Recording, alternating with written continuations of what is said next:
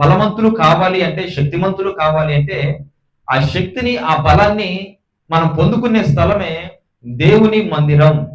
దేవుని మందిరానికి మనం ఎప్పుడైతే చేరుతూ ఉంటామో అప్పుడు మనం బలవంతులం అవుతాం. దేవుని మందిరానికి మనము దూరమైనప్పుడు బలహీనులం అవుతాం. దేవుని మందిరంలోకి వచ్చి మనం బలాన్ని పొందుకోవాలి. ప్రతి ప్రతి ఆరాధన జరుగుతున్నప్పుడు వీలైనంత ప్రతి సమయంలో మనం దేవుని సన్నిధిలో నుండి బలాన్ని పొందుకోవాలి. ఎందుకంటే మనకి ఆ బలం చాలా ఉపయోగపడుతుంది. ఆ బలం లేకపోతే మనము సొమ్మసిల్లి పడిపోయే పరిస్థితులు వస్తాయి.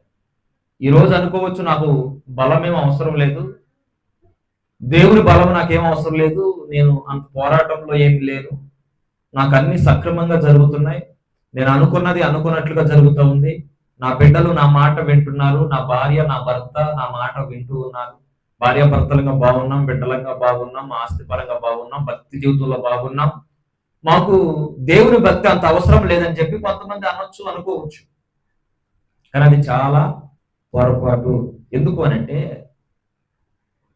మనం బలము పొందుకునేది ఒకవేళ ఈ రోజు నీ జీవితం ప్రశాంతంగా ఉన్నా కూడా ప్రతిరోజు ఎలాగే ప్రశాంతంగా ఉండిద్ది అనంటే నువ్వైనా నేనైనా ఎవరమైనా చెప్పలేం.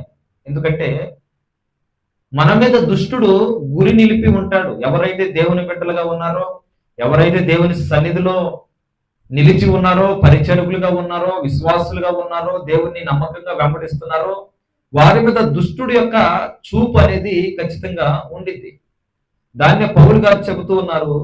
10వ వచనం దగ్గర నుంచి మళ్ళా చదివితే, తుదకు ప్రభు యొక్క మహాశక్తిని బట్టి ఆయన యందు బలవంతులై ఉండండి.